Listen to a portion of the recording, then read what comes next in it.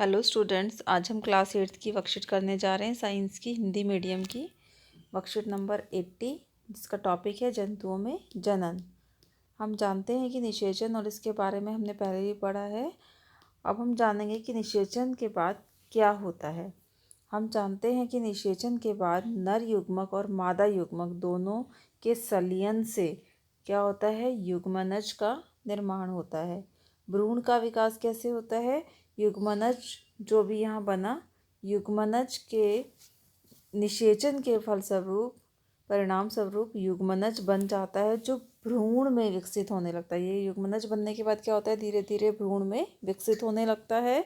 युग्मनज बार बार विभाजित होकर कोशिकाओं के गोले में बदल जाता है, जिसे क्या कहते हैं, भ्रूण कहते हैं। कोशिकाएं तब समूह बनाने लगती हैं, तो शरीर के विभिन्न ऊतकों और अंगों में विकसित होती है। इस विकासशील संरचना को ही भ्रूण कहा जाता है।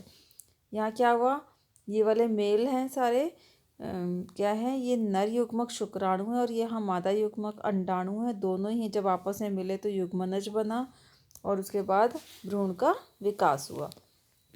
भ्रूण जो है गर्भाशय की दीवार में रोपित होकर विकसित होता रहता है।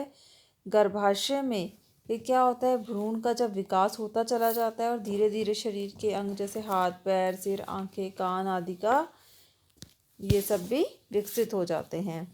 भ्रूण की वह अवस्था जिसमें शरीर के सभी अंगों की पहचान की जा सकती है, उन्हें क्या कहते हैं, गर्भ कहलाता है। वो जब गर्भ का विकास पूरा हो जाता है तो नवजात शिशु का जन्म होता है। ठीक है, इसके बाद हम क्वेश्चन देखेंगे। एक युग्मनज और गर्भ के बीच दो अंतर लिखने हैं। तो यहाँ हम लिखते हैं युग्मनज और यहाँ लिखते हैं गर्भ।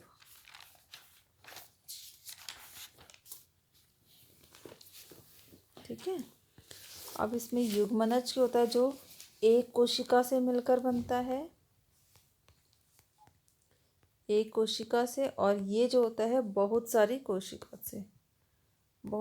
कोशिकाओं से मिलकर बनता है। ठीक है, इसके बाद है युग्मनज।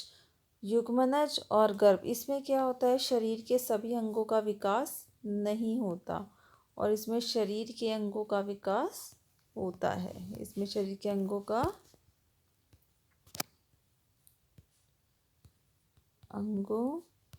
विकास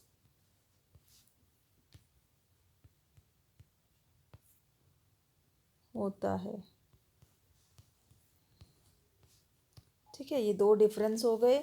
एक कोशिका की होती है, ये बहुत सारी कोशिकाओं से मिलकर बनता है। इसमें शरीर के अंगों का विकास नहीं होता और इसमें शरीर के अंगों का विकास होता है गर्भ में।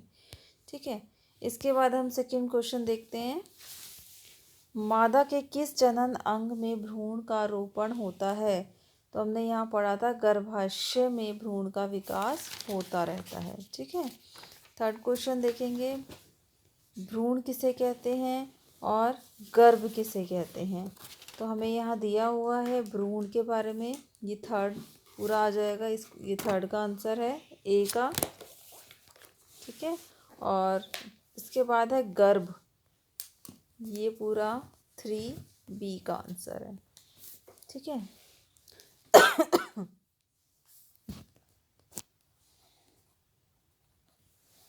इसके बाद हम फोर्थ क्वेश्चन देखेंगे। सही या गलत? वह कोशिका जो मनुष्य में नए जीवन का प्रारंभ करती है युग्मनज कहलाती है? नहीं, गलत है ये। ठीक है, निषेचन के बाद अंडाणु एक पूर्ण एकल कोशिका में बदल जाता है। निषेचन के बाद अंडाणु एक पूर्ण एकल कोशिका में बदल जाता है, ये बात बिल्कुल सही है। थर्ड है निषेचन के परिणाम स्वरूप एक युग्मनज बनता है, ये बात भी बिल्कुल सही है। इसके बाद फोर्थ क्वेश्चन देखेंगे। एक भ्रूण एकल कोशिका से बना होता है, तो ये बात बिल्कुल सही है। नहीं, हाँ, ये बात बिल्कुल सही है, नहीं, ये गलत है। तो फर्स्ट भी हमारा गलत है, सेकंड सही है, थर्ड सही है और फोर्थ भी गलत है। तो बेटा आज की वर्कशीट हमारी कंप्लीट हो गई है। अब हम मिलते हैं अपनी नेक्स्ट वीडियो में, तब तक के लिए थैंक यू।